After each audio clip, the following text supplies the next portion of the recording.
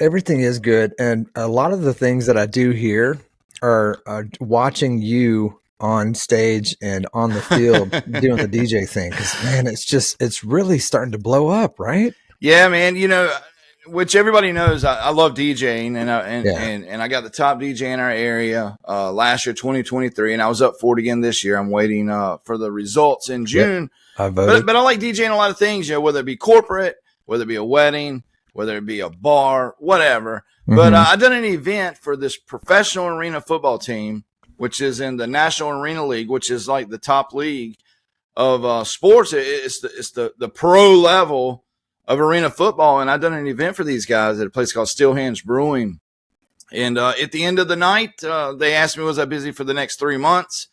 And I signed a multi-year contract with the Carolina Cobras That's so arena football awesome. team. So every home game, I am the DJ. I got to be there 2 hours before the game to warm up the players. Mm-hmm. I do, all the music, for beginning. They have a dance team, the Venom Dancers, which are really, really awesome professional Yeah. dance team.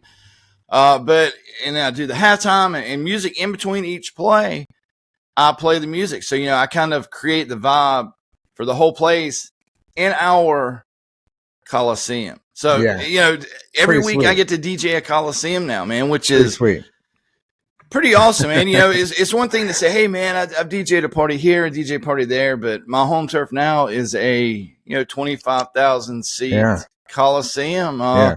where Elvis Presley played and Taylor Swift and all the big people that come to Greensboro, North Carolina plays. They're trying to build up the audience, being it's arena football. And it's been here. They won a championship a couple of years ago. But I had honestly never been to one of the Carolina Cobras games until I DJ'd it. And dude, it's such a blast, man. Yeah, it's And fun to watch. Yeah, and it's me, and it's the local morning radio show, which is syndicated in several states. Jared and Katie in the morning. So it's me, Jared, and Matt from Jared and Katie in the morning. And dude, I hear my name on the radio now. I pass people in the grocery store, and the name of DJ Freeman is a treat to me now. It's something more than just, hey man, this guy's got midlife crisis and wanting to DJ. So I DJ'd the world's global furniture market for a couple nights, a couple weeks ago. So this has really opened a lot of doors for DJ Freeman. So I'm really stoked about DJing for the Carolina Cobras, man. But DJing is kind of the way for me right now, dude. It's a lot of fun, man. A lot of fun. A little daunting, maybe. That's pretty exciting, though. So put me in the position of, for people that want to DJ publicly like this and go out there and really turn it up and sell themselves. How did it happen? So you're at a party one day, a swimming pool or something, and somebody said, hey, we want you to DJ for the arena. Yeah. Well, the way it started was we were joining, we were members of this pool community, and it was like $1,000 for a membership. And and I've always loved music. I grew up in a skating rink. I've always liked like funk music, 70s, Freakazoid, Egyptian Lover, a lot of old school songs. It Takes Two.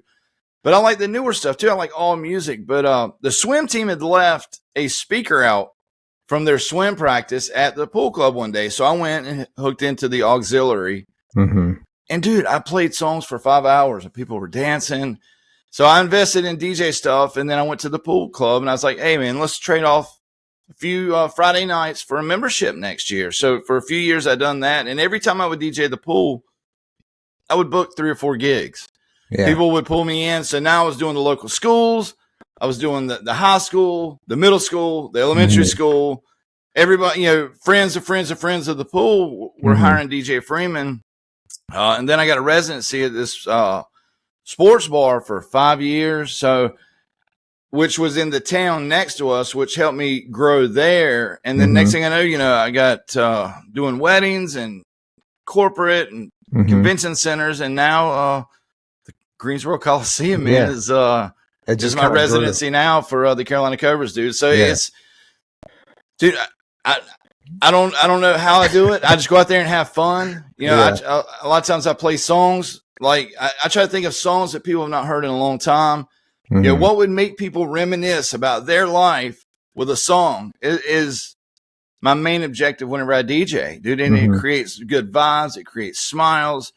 it's just That's I'm awesome. very blessed by this, and I'm blessed by the Carolina Cobras and all the breweries around here, and anybody that's ever hired me, man. It's meant to be. It's kind of crazy, man. But tomorrow I got a game at 3 p.m., so I got to go set up. Usually I get there at 3 p.m. game. I get there at like 10, go ahead and set up, sound check, and get in with the Coliseum and make sure all my stuff's good, and just kind of hang out for a couple hours and wait for the visiting team to show up, and then the Carolina Cobras, and they start their warm-ups. So it's worth mentioning that you can see these games and hear your performance on YouTube, because that's where I see them at. If you go to YouTube and search Carolina Cobras or NAL Arena Football, you can watch all these games live. So like anytime you see me posting that the game's coming up, you can watch it live and you can hear my music. Sometimes they put me on camera, the Jumbotron, but it's awesome. And sometimes you will hear Rotten's voice, because Rotten does my bumper for You're in the Mix with DJ Freeman, which you made me, man, way before we started this show. No, isn't that crazy? So you do hear Eddie Rotten's voice in the Coliseum, man, which is pretty awesome. But last time my face was on a Jumbotron, I think I shared the story with you. My tooth fell out. The monster truck. Moments before my face was on a Jumbotron. So that's my introduction to Well, thanks for watching. Drive monster trucks. That's so sweet.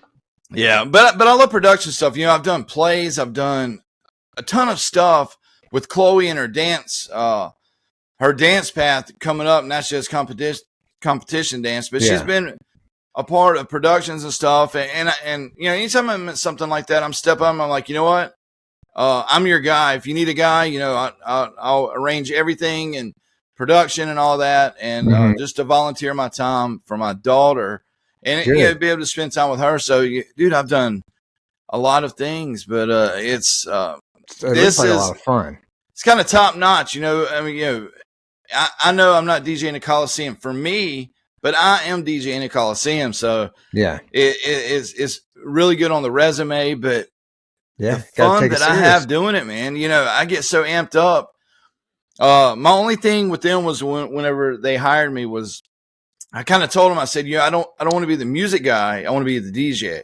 But I'm not the music guy. Right. If you need a music guy, you go find them somewhere else. But if you honestly want me, DJ Freeman for the Carolina Cobras is going to be my gig, and I'm going to pimp it that way.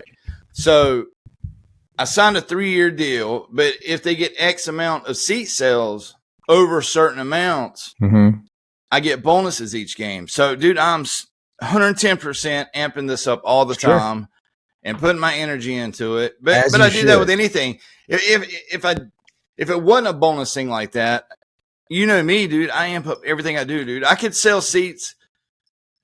I could film grass growing and make people wish that they would be there. For some reason, people appeal to things that I do, like Blackstones, man. I can cook on my Blackstone, and I'll get 10 texts to people that bought Blackstones because of my videos. I don't get it, but I try to be a people person, and I try to sell myself well.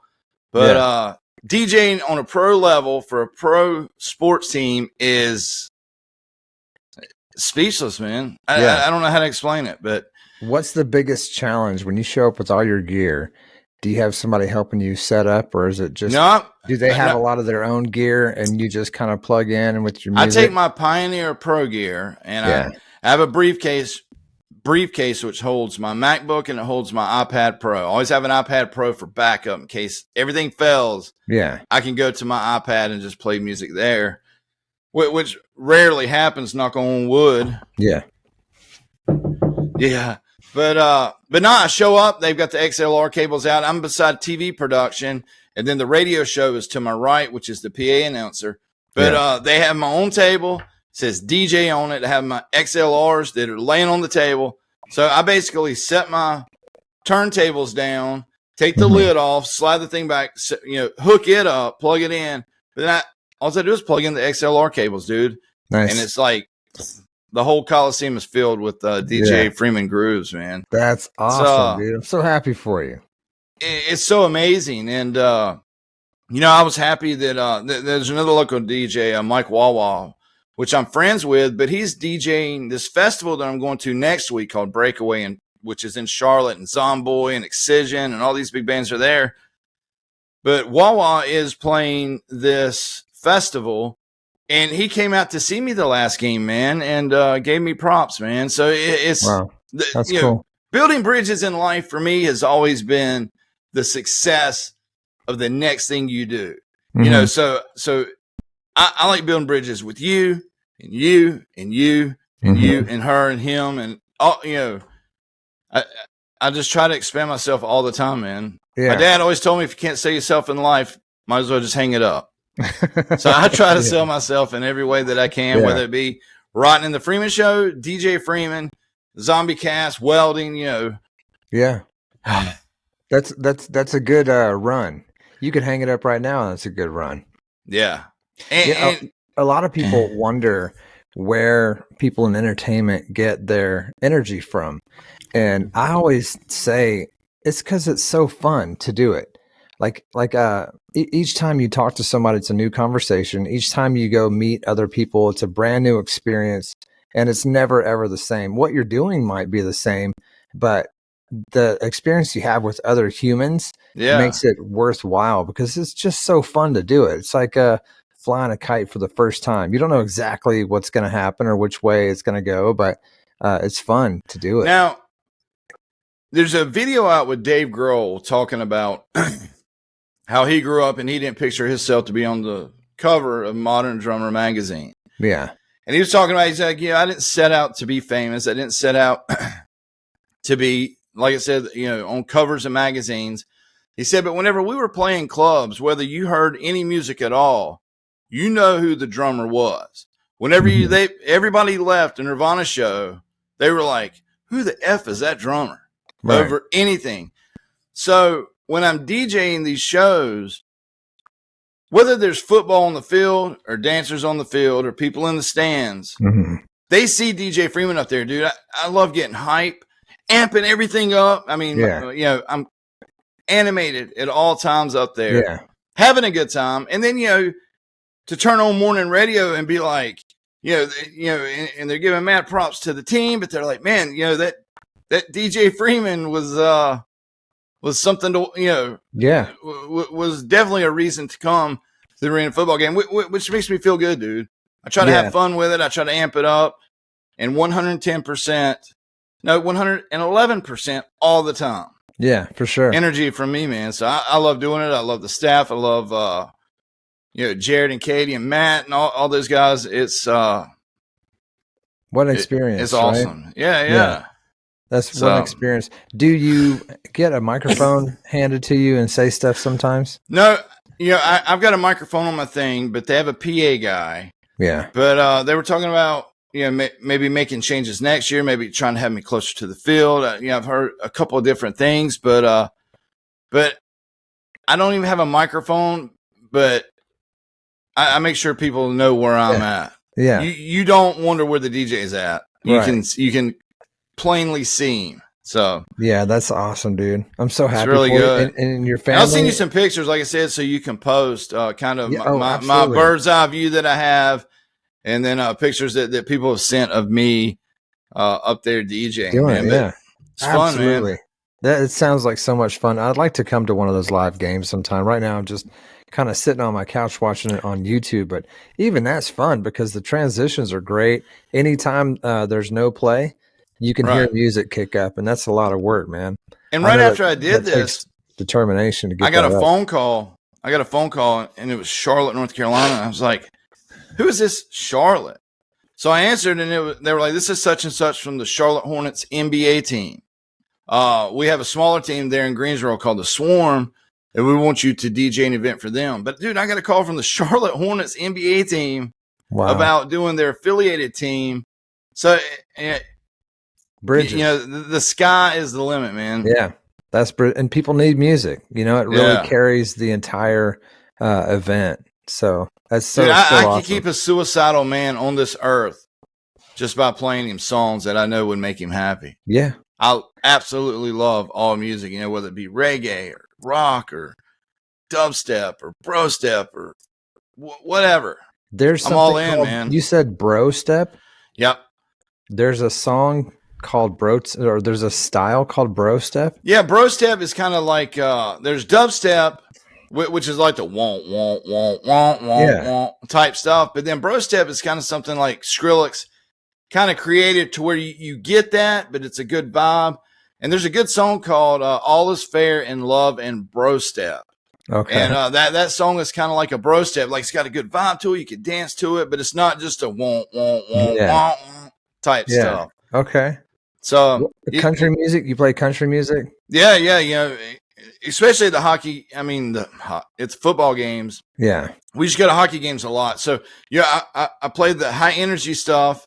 I play, you know, everybody clap your hands type stuff, right. The crowd interactions. But then whenever you put on something like Play Me Some Mountain Music, right, everybody's singing, man. Yeah, everybody knows that song. Way, for sure. Well, you know, so I'll throw like an Alabama song on there, and it just clicks, man. But you know, the first game that I'd done was Military Appreciation, and they had a field size flag. And then, you know, I had to play the music for the military, a Toby Keith song. And, you know, I was in control of all of it, man. And it was mind blowing, dude. I'm ready for the next level, man. If this is the final level, I'm proud of myself, man. Yeah. You know, and a lot of people don't give themselves a pat on the back, dude, but well done. I aim hard to get to the next level and to go from plugging into a speaker at a pool to DJing our Coliseum, you know. Yeah. It's crazy. Yeah. So a lot of times I'll get to the office in the Coliseum. Like the other day, Leonard Skinner was setting up. The time before that, Cat Williams was setting up to do a show. So, you know, to DJ a place that all these people would play. My grandmother saw Elvis Presley at the Greensboro Coliseum. So it's kind of neat. You know, Taylor Swift, before she started doing all the arenas or football arenas, you know, she would come to Greensboro Coliseum. You know, we just saw Slipknot in the Greensboro Coliseum. Right. So it's the main hall. So awesome. And it's awesome, man. And I pat myself on the back proudly, man. But, you know, there's a fine line between confidence and arrogance. Okay. And sometimes people see the arrogance, but you know what? I'm very confident in what I do, and I aim high in life, and God's been good to me, man. Yeah, good. My family lets me do it, you know, so it's, you know, here lately, you know, my kids have told me, Dad, you know what, I'm really proud of you. And give me a pat on the back, dude, and that's priceless, man. When your kids approve of something that you're doing, because, like, I used to do, like, the zombie show, right? And I would reach, like, 200 countries. Yeah. And it was like, oh, no zombies, Dad. You know, I was not the cool dad for that, but DJing for the Carolina Cobras, my kids find that cool. So that is cool. Cheers to that, man. And well done. And your family supports you. That goes a long way. That's important. Yeah, they mad support me, man. They support you, man. That says a lot. Yeah. And then it's good side money. You know, you could DJ a wedding and for 4 hours, you know, you can make $2,000. That's $500 an hour.